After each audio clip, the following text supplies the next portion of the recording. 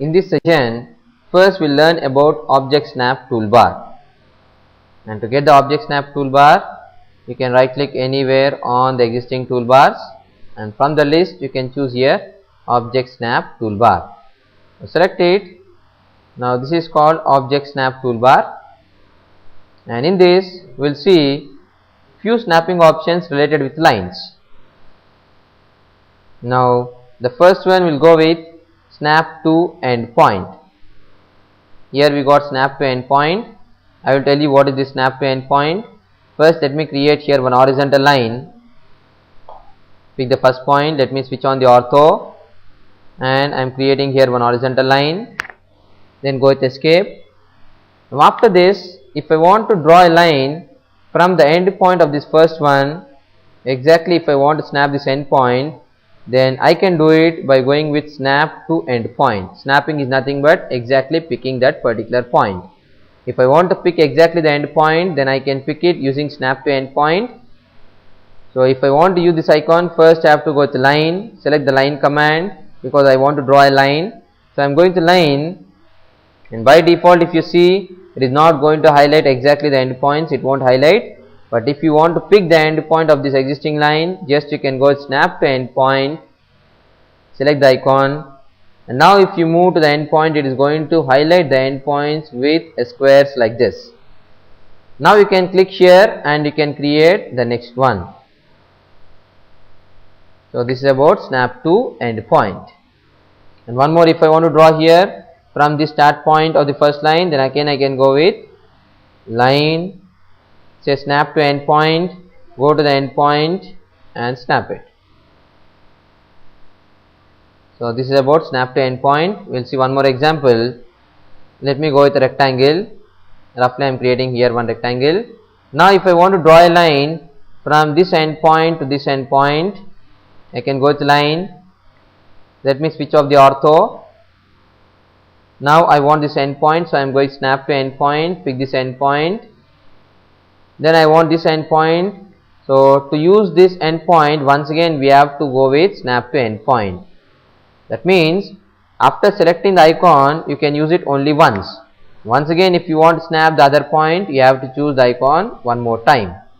Or select the snap to end point again and go to the required end point and snap it.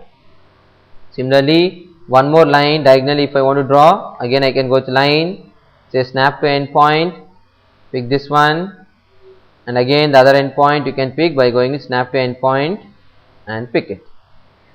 So this is about snapping the end points of the line. Then next we will see about the second icon, that is snap to midpoint. Now here if I want to draw a line from the midpoint of the top line to the midpoint of the bottom line, I can go to line, and if I want to snap exactly the midpoint, I can go snap to midpoint, select the icon and go to the line. It will highlight the midpoint with a triangle, equilateral triangle. Select the midpoint. Then if I want to end the second one here at the bottom midpoint, then again I should go snap to midpoint and let me pick here. Similarly, one more, I want to draw horizontally between these two vertical midpoints. So go to line, snap to midpoint, pick the first one, again go snap to midpoint and pick the second one. So this is about picking the midpoints. Then next we will see about snap to intersection. Snap to intersection means you can pick the intersection points. For example, let me draw here two lines which are intersecting with each other. Similarly, on the right side also I am creating here two lines. Now if I want to create a line between these two intersections, I can go to line, I can say snap to intersection, pick the first intersection point, and for the intersection you will be having a cross mark. For endpoints we have seen a square, for midpoint we have seen a triangle. Now for this intersection you will be having a cross mark. Now pick that intersection point, then again you can go with snap to intersection and select the second intersection point. So these are the three important snapping options related with the line: snap to endpoint, snap to midpoint and snap to intersection. Then about the remaining options we will see in the later sessions. Now let me keep this toolbar aside, let me dock it, then we'll try to delete all these existing lines.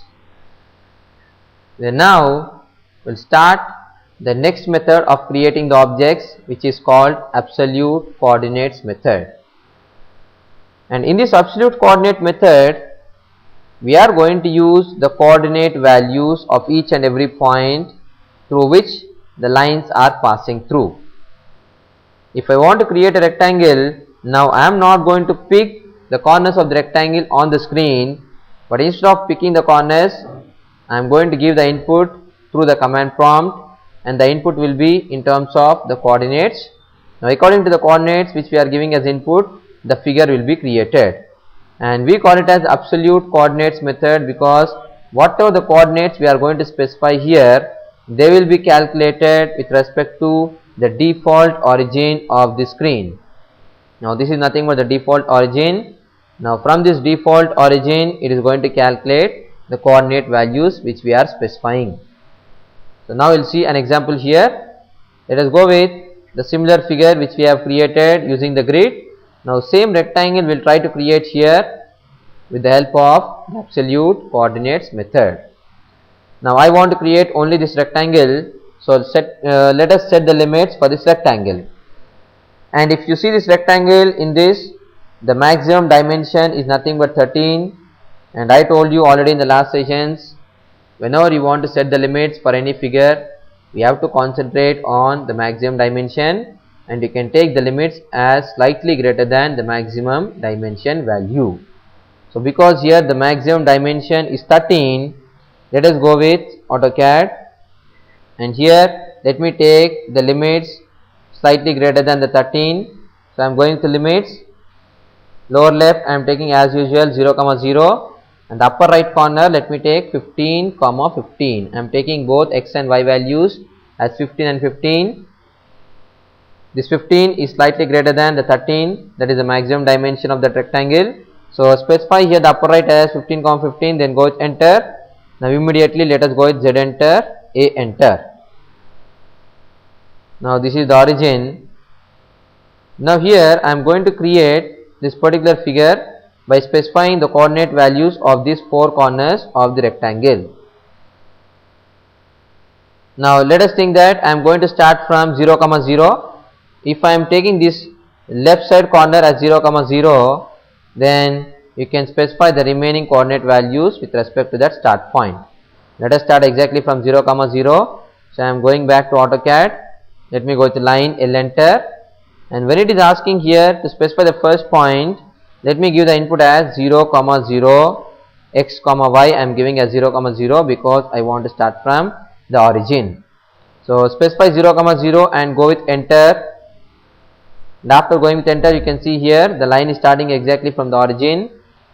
Then to create this horizontal line, I have to specify now this right side point coordinate values. Already I have given the left side as 0, 0. Then right side values, if you see this figure, you can specify the right side coordinate values as 13, 0, because horizontal, that is x is 13 and there is no y, so you can take this as 13, 0. Now let me specify here, when it is asking specify the next point, I am giving the input as 13, 0 from the keyboard, then go with enter. Now we got the line of 13 units. Then now we have to specify here the third point coordinates, and again the third point coordinates we have to calculate from the same start point. So if I calculate from this start point the third point coordinates, then that will be 13, 8. So horizontal it is 13 and vertical it is 8. So the coordinates of the third point will be 13, 8. Let me go back to the AutoCAD. Here I am giving the third point coordinates as 13, 8. You can see here in the command prompt, then go with enter. Then to specify the coordinate values of this fourth one, again you can count it from the same origin.